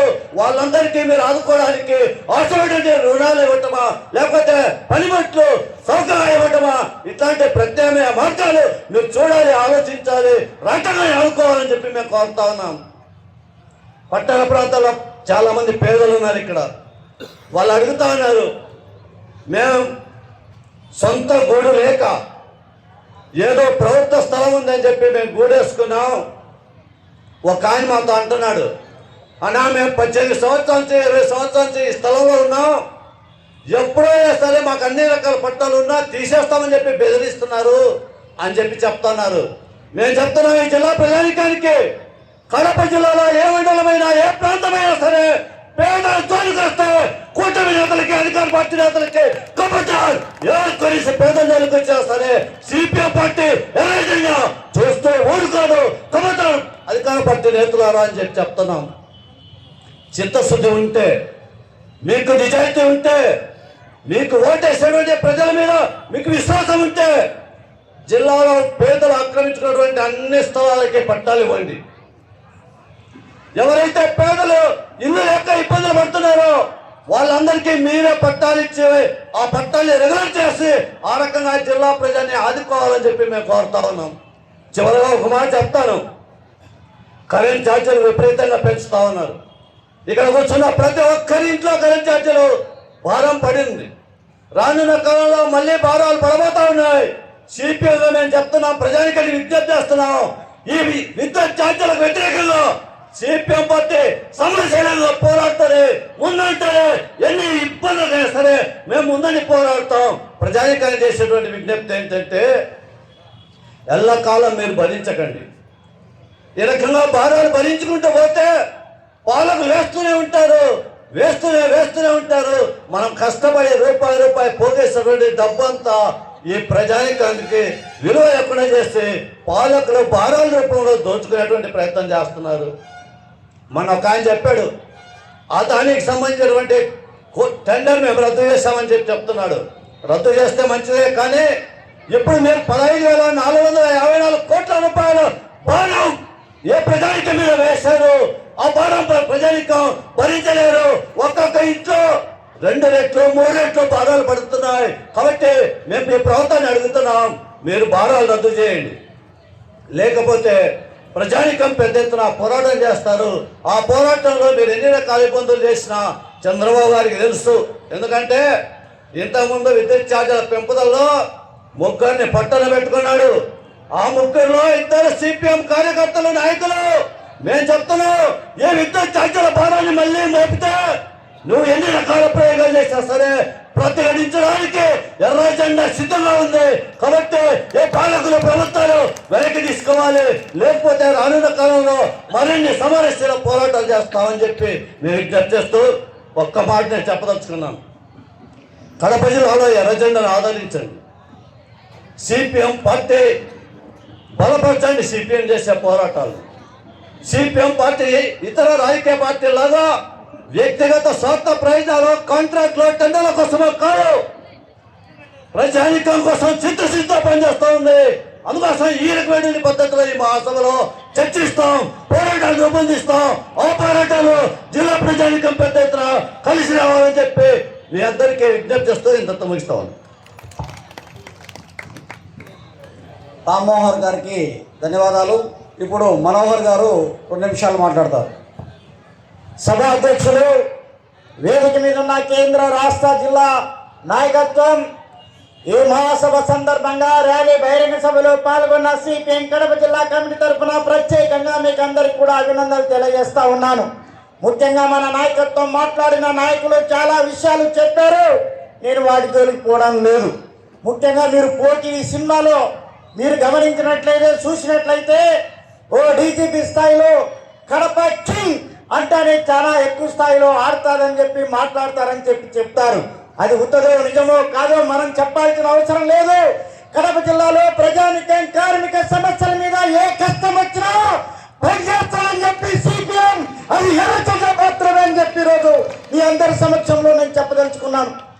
కాబట్టి ఆ సినిమా ఉత్తదో కానీ కాకపోయినా ఈ జిల్లాలో 36 మండలాల్లో ఏ సమస్య వచ్చినా, కార్మిక ప్రజా సమస్యల మీద ఏ సమస్య వచ్చినా సిపిఎం భారత కమ్యూనిస్ట్ పార్టీ మోక్షిస్తూ ఎర్ర జెండా ప్రత్యక్షంగా పరోక్షంగా పాల్గొని ఈరోజు పోరాటాలు చేస్తా ఉందని చెప్పి నేను మీకు అందరికీ విజ్ఞప్తి చేస్తా ఉన్నాను. అదే స్థాయిలో ఈరోజు ప్రభుత్వం నిన్న మొన్న మాట్లాడుతా మేమెవరిని ప్రతీకారం తీర్చుకోవాలని పోమని చెప్పి ఈరోజు ముఖ్యమంత్రి గారు చెప్తా ఉన్నారు. మీరు చెప్పే మాటలు మీ నాయకులు కార్యకర్తలు ఎవరు తీసుకోలేదు. పులివెందులో సింహాద్రిపురం సెక్టార్ ఇమకుండ ప్రాంతంలో ఓ మహిళ వాళ్ళ భర్త ఇతర పార్టీకి పోయినాడని చెప్పి చిన్న ఉద్యోగి మీద కక్ష కట్టి ఈరోజు తీసేస్తే దాని మీద కార్మిక సంఘంగా సిపిఎం గా పోరాడి ప్రజాస్వామ్య పద్ధతిలో ఈరోజు ఉద్యోగం సాధించిందని చెప్పి నేను చెప్పదలుచుకున్నాను. పక్కనే ఉన్న ఆర్టీపీపీ, ఈ ఆర్టీపీపీలో ఒక తాడిపత్రి ఉన్నటువంటి ప్రజాప్రతినిధి, జమ్మలమడుగులో ఉన్నటువంటి బీజేపీ ఎమ్మెల్యే అంటే కొట్లాడుకున్నటువంటి, ఎందుకు కొట్లాడుకున్నా ఎందుకు రా ఏడుస్తున్నామంటే పిల్లోని అడిగితే పప్పు గింజల కోసం అన్నట్లు ఉంది. అదే పప్పు గింజల కోసం కాదు, వీళ్ళ డబ్బులు ఓట్ల కోసం సంపాదించుకోవడానికి మాట్లాడతారు తప్ప పేద ప్రజల కోసం మేము మాత్రం మాట్లాడలేదని చెప్పి నేను విజ్ఞప్తి చేస్తా ఉన్నాను. ఈరోజు జిల్లాలో 4 లక్షల మంది కార్మిక వర్గం ఉన్నారు. కార్మికులకు ఉద్యోగం లేదు, ఉపాధి లేదు. ఈరోజు ఉద్యోగం లేక, ఉపాధి లేక ఈరోజు యువకులు అనేక రకాల ఇబ్బందులు పడతా ఉన్నారు. విద్యార్థులు డ్రగ్స్ తో, గంజాయితో ఈరోజు ప్రభుత్వం అల్లాడుతా ఉన్నది. నిన్న దాదాపు 1,00,000 సంఖ్యలో ఈరోజు గంజాయి జరుగుతూ ఉంటే ఈ ప్రభుత్వం ఏం మాట్లాడే పరిస్థితి లేదు. అడుగుతున్నాం, మాట్లాడాలి, ప్రశ్నించాలి, ప్రజల సమస్యల మీద పనిచేయాల్సినటువంటి అవసరం ఉంది. ప్రభుత్వానికి ఏమొస్తాదో తెలీదు. ఈరోజు మొన్న తిరుపతి రెడ్డి వచ్చింది, అంతకుముందు ఫ్లడ్స్ వచ్చింది. ఈరోజు సిపిఎం రాష్ట్రంలో జిల్లాలో ప్రజా సమస్య మీద పనిచేస్తున్నటువంటి పరిస్థితులు ఏమి మార్చి తీసుకొస్తారో అర్థం కాని పరిస్థితి ఈరోజు కనబడతా ఉన్నది. ఈరోజు కాంట్రాక్ట్ ఉద్యోగులు, మున్సిపల్ కానీ, అంగన్వాడీ కానీ, ఆశాలు కానీ, విద్యుత్ కానీ అనేక రకాల కార్మిక వర్గం ఈరోజు కష్టాలు పడుతున్నారు, బాధపడుతున్నారు. మినిమం కనీస వేతనం లేని పరిస్థితి ఉంది. ఎమ్మెల్యేలు, ఎంపీలు పేదవాళ్ళు, వాళ్ళు తినడానికి తినడం, వాళ్ళు మాత్రం జీతాలు పెంచుకుంటారు. ప్రజల కోసం, ప్రజల సమస్యల కోసం నిస్వార్థంగా, స్వార్థం లేకుండా ప్రజలు, కార్మికులు బాగుండాలని పనిచేసే ఉద్యోగులు మాత్రం వేతనం పెరగదు, పర్మనెంట్ ఉండదు, ఉద్యోగం ఉండదు, ఉపాధి ఉండదు. ఇలాంటి పరిస్థితుల్లో ఈరోజు సిపిఎం పార్టీ, భారత కమ్యూనిస్ట్ పార్టీ, మార్క్సిజం సిపిఎం ఎర్ర జెండా కార్మిక పక్షాన, ప్రజాపక్షాన పనిచేస్తానని చెప్పి తెలియజేస్తూ అవకాశం ఇచ్చిన మీకు అందరికీ ధన్యవాదాలు తెలియజేస్తూ సెలవు తీసుకుంటున్నా కాదు. Thank you. మనోహర్ గారికి ధన్యవాదాలు. కామ్రేడ్స్, బహిరంగ సభకు ప్రదర్శనకు వచ్చినటువంటి కామ్రేడ్స్ అందరికీ 1300 మందికి కడప బిల్డప్ సర్కిల్, పులివెందల మైదుకూరు సర్కిల్లో ఉన్నటువంటి అజ్మిత్ కళ్యాణ మండపంలో అందరికీ భోజనాలు ఏర్పాటు చేయడం జరిగింది. కాబట్టి అందరూ కూడా ఎవరు భోజనం చేయకుండా పోకూడదు. 2-3 నిమిషాల్లోనే ఇంకా ఇద్దరే ఉన్నారు, 4 నిమిషాల్లో ముగిస్తాము.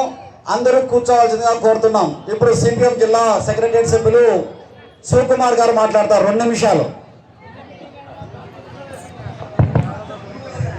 సోదరి సోదరులారా, ఈరోజు రేపు కడప జిల్లా సిపిఎం 12వ మహాసభల నేపథ్యంలో మొదటి రోజు బహిరంగ సభ కార్యక్రమానికి వచ్చేటువంటి జిల్లా నలుమూల నుంచి తరలి వచ్చినటువంటి సిపిఎం పార్టీ కార్యకర్తలకు, శ్రేణులకు నమస్కారాలు తెలియజేస్తూ ఉన్నాం. బహిరంగ సభ అనంతరం ఈరోజు మధ్యాహ్నం నుంచి రేపు సాయంత్రం వరకు ప్రతినిధుల సభ జరగబోతా ఉంది. ఏంటి ప్రతినిధుల సభలో ఏం నిర్ణయిస్తారు, ఏం చేస్తారు అనేటువంటిది 50 మంది ప్రజానికం ఈరోజు జిల్లా వ్యాప్తంగా చూస్తూ ఉన్నారు. 3 సంవత్సరాలకు ఒకసారి సిపిఎం పార్టీ నిర్వహించేటువంటి మహాసభల్లో రాబోయేటువంటి 3 సంవత్సరాల కాలానికి ఏ రకమైనటువంటి నిర్ణయాలు, కర్తవ్యాలు తీసుకుపోతుంది సిపిఎం పార్టీ జిల్లాలో అని చెప్పేసి ప్రజలు ఎదురు చూస్తూ ఉన్నారు.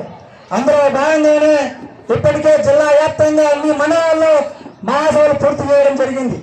ఆ మహాసభల్లో ఆయా మండలాల్లో ప్రజానికులు ఎదుర్కొంటున్నటువంటి సమస్యలన్నిటి కూడా సుదీర్ఘంగా చర్చించడం జరిగింది. ఈ చర్చించిన అంశాల్లో ఈ రోజు రేపు జరగబోయేటువంటి జిల్లా మహాసభల్లో సీరియస్ గా చర్చించి జిల్లా వ్యాప్తంగా ప్రజలందరినీ ఐక్యం చేసి ఓ సంఘటితమైనటువంటి పోరాటానికి రూపకల్పన చేయడమే ఈ మహాసభల ఉద్దేశం. ఇప్పటికే కడప జిల్లాలో రాజోలు రిజర్వాయర్ను పూర్తి చేయాలని చెప్పేసి సిపిఎం పార్టీగా డిమాండ్ చేస్తూ ఉంది. రాజోలు నిర్మాణాన్ని పూర్తి చేయడం కోసం ఈ మహాసభలో చర్చిస్తూ ఉంది. బ్రహ్మసాయి కింద ఉన్నటువంటి పుల్ల కాలువలు పూర్తి కోసం ఈ మహాసభలో చర్చిస్తూ ఉంది. అదే రకంగా కడప జిల్లాలో పూర్వమిల్ల, బ్రహ్మంగారి మఠం, బద్వేలు, మైదుకూరు, ప్రొద్దుటూరు, కడప లాంటి ప్రాంతాల్లో వేలాది మంది పేదలు స్వాధీనం చేసుకుని నివాసం ఉంటున్నటువంటి పేదల గృహాలకు పట్టాలు ఇప్పించడం కోసం ఈ మహాసభలో సిపిఎం చర్చిస్తూ ఉంది. అదేవిధంగా సిపిఎం మాత్రంలో గత అనేక సంవత్సరాలుగా జిల్లాలో 4,000 ఎకరాల పేదల భూములు స్వాధీనం చేసుకుని విత్తనాలు వేసి పంటలు పండిస్తున్నటువంటి భూములకు పట్టాలు ఎలా సాధించాలనేటువంటి అంశాల మీద ఈ మహాసభలో చర్చిస్తూ ఉంది. కడప నగరంలో పారిశ్రామికంగా అభివృద్ధి చేయడం కోసం ఏమేమి మార్గాలు ఉన్నాయనేటువంటి అంశాన్ని ఈ మహాసభలో చర్చించబోతా ఉంది. అదే రకంగా పెద్దల్లో సోమేశ్వర బ్యాక్ వాటర్ను ఉపయోగించుకునేటువంటి పద్ధతి ఎలాగనేటువంటి అంశాన్ని ఈ మహాసభలో చర్చిస్తబోతా ఉంది. నీటికి కటకటలాడుతున్నటువంటి మైదుకూరు, బద్వేలు, కడప నగరాల్లో నీటి సమస్య లేకుండా ఏ రకంగా ఉండాలనేటువంటి అంశాలను ఈ మహాసభలో చర్చించబోతా ఉంది. ఇలా అనేక అంశాలతో పాటు ఎన్నో సంవత్సరాలుగా గత 3 ప్రభుత్వాలు మోసం చేసినటువంటి కడప ఉక్కు ఫ్యాక్టరీ సాధించడం కోసం ఈ జిల్లాలో ఏం చేయాలనేటువంటి అంశాలను ఈ మహాసభ చర్చిస్తూ ఉంది. ఈ రోజు జిల్లాలో ఉన్నటువంటి బడుగు బలహీన వర్గాలు, దళితులు, మైనార్టీలు, అన్ని వర్గాల ప్రజానీకం, రైతులు, వ్యవసాయ కూలీలు, కార్మిక వర్గం ఎదుర్కొనే అన్ని సమస్యల మీద ఈ మహాసభలో చర్చించబోతా ఉంది. ఈ చర్చించిన అంశాలని ఒక రూపకల్పన చేసి రాబోయేటువంటి రోజుల్లో ఈ రాష్ట్ర కేంద్ర ప్రభుత్వాలకు వ్యతిరేకంగా ప్రజలను సమాయత్తం చేసి ప్రజా సమస్యలు ప్రశ్నించడమే ధ్యేయంగా ఈ మహాసభలు చర్చించబోతా ఉంది. అందుకు కాబట్టి 2 రోజుల పాటు కడప జిల్లా వ్యాప్తంగా ఉన్నటువంటి ప్రతినిధులు ఈ 2 రోజుల మహాసభల్లో కూర్చొని సుదీర్ఘమైనటువంటి 3 సంవత్సరాల కార్యాచరణను ప్లాన్ చేసుకోవడమే ఈ మహాసభల ఉద్దేశం. కాబట్టి ఈ యొక్క మహాసభలకు ఇప్పటికీ అనేక ప్రాంతాల నుంచి అనేక మంది సహాయ సహకారాలు అందించారు. రాబోయేటువంటి 2 రోజులు కూడా అదే విధమైనటువంటి సహాయ సహకారాలు కూడా అందించాలని చెప్పేసి మహాసభను జయప్రదం చేయాలని చెప్పేసి మీ ఒక్కరిని ప్రతి ఒక్కరిని పేరు పేరులో కోరుకుంటూ సెలవు. శివకుమార్కి ధన్యవాదాలు. ఇక్కడ వచ్చిన వాళ్ళందరికీ కూడా భోజనాల ఏర్పాట్లు పులివెందల, మైదుకూరు బిల్డప్ సర్కిల్లో ఉన్నటువంటి అజ్మిత్ కళ్యాణ మండపంలో ఏర్పాటు చేయడం జరిగింది. అందరూ తిని వెళ్ళాలా. చివరిగా కామ్రేడ్ సుబ్బమ్మ గారు 2 నిమిషాలు గారు మాట్లాడతారు.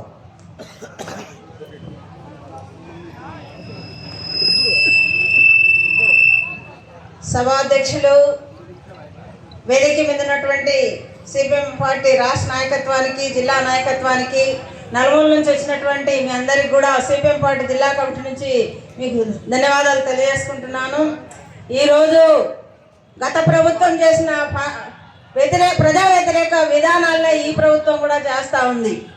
ఉపాధి లేక, పల్లెల్లో బ్రతకలేక, పట్టణానికి వచ్చి చాలని కూలితో కుటుంబ పోషణ జరుపుకోలేక ఇండ్లు వాడకు తీసుకుంటే వాడగలు కట్టుకోలేక ఇంటి స్థలం ఏమని అడిగితే 2 సెంట్ల స్థలం ఏమని అడిగితే 1 సెంటు స్థలం ఇచ్చి ఆ 1 సెంటు కూడా ఈరోజు కట్టేయకుండా మీరే కట్టుకోండి అని చెప్పేసి చెప్తా ఉంది.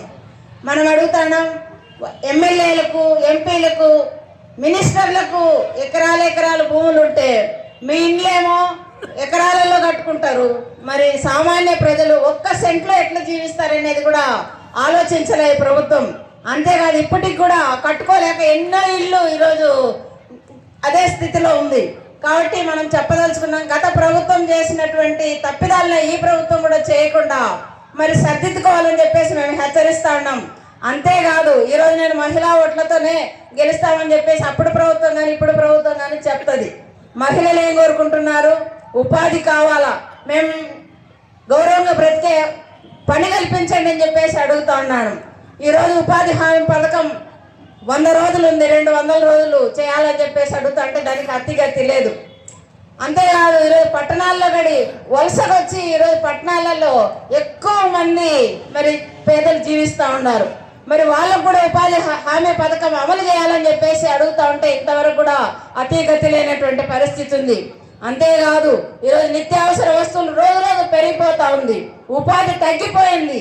ఇంట్లో ఇద్దరు పని చేసుకుంటే కానీ కుటుంబం గడపనటువంటి పరిస్థితి. అట్లాంటి పరిస్థితుల్లో ఈరోజు తప్పనిసరిగా మహిళలు బయటకు వచ్చి పని చేయాల్సినటువంటి పరిస్థితి ఏర్పడింది. ఆ విధంగా ఏర్పడింది ఈరోజు స్కీమ్ వర్కర్లు. మరి ఈరోజు గత ప్రభుత్వంలో మీరున్నారు, ఈరోజు కాంగ్రెస్ వాళ్ళు అని చెప్పేసి తెలుగుదేశం వాళ్ళు వాళ్ళపైన మరి ఈరోజు వీక్ష చేసి ఉద్యోగాలు తీసేసి ఇంటికి పంపించేటువంటి పరిస్థితి ఏర్పడుతూ ఉంది. అందుకనే మేము చెప్పదలుచుకున్నాం, గతంలో ప్రభుత్వం మీకు తెలుసు సి వర్కర్లు ఏ విధంగా మరి ప్రతిఘటించినారో అట్లాంటి స్థితి తెచ్చుకోకుండా మరి ఆ పద్ధతి మానుకోవాలని చెప్పేసి మేము హెచ్చరిస్తా ఉన్నాం. అంతేకాదు ఈరోజు ఉపాధి హామీలో కొంత జీతం పెంచాలని చెప్పి వేతనం పెంచాలని చెప్పేసి అడుగుతా ఉంటే 600 రోజుకి ఇవ్వాలని చెప్పేస్తా అంటే కనీసం 50 రూపాయలు పెంచినటువంటి పరిస్థితి ఉంది. అందుకని ఇవన్నీ కూడా గత ప్రభుత్వం చేసి తప్పిదాలు చేసింది కాబట్టి ఈరోజు ఇంటికి పోయింది. మరి ఈ ప్రభుత్వం కూడా ఆ విధంగా చేయకుండా మరి సర్దిద్దుకోవాలని చెప్పేసి మేము హెచ్చరిస్తా ఉన్నాం.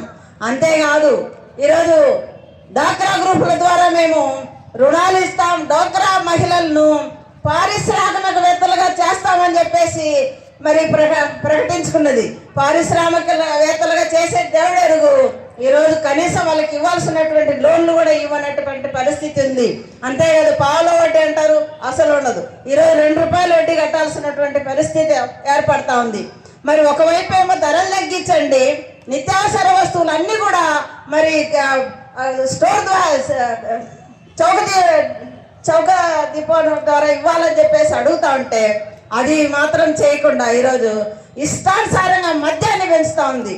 మద్యం వీధికి ఒక మద్యం షాపులు, వీధి ఒక్కొక్క సాట, చదువులు ఉద్యోగాలు చేస్తా, ఆఫీసులు ఉండే సాట్ల, దేవాలయాలు ఉండే సాట, తర్వాత ప్రజలు నివసించే ప్రాంతాల్లో కూడా ఈరోజు మద్యం షాపులు పెట్టి మరి విచ్చలవిడిగా మద్యాన్ని అమ్ముతా ఉంది.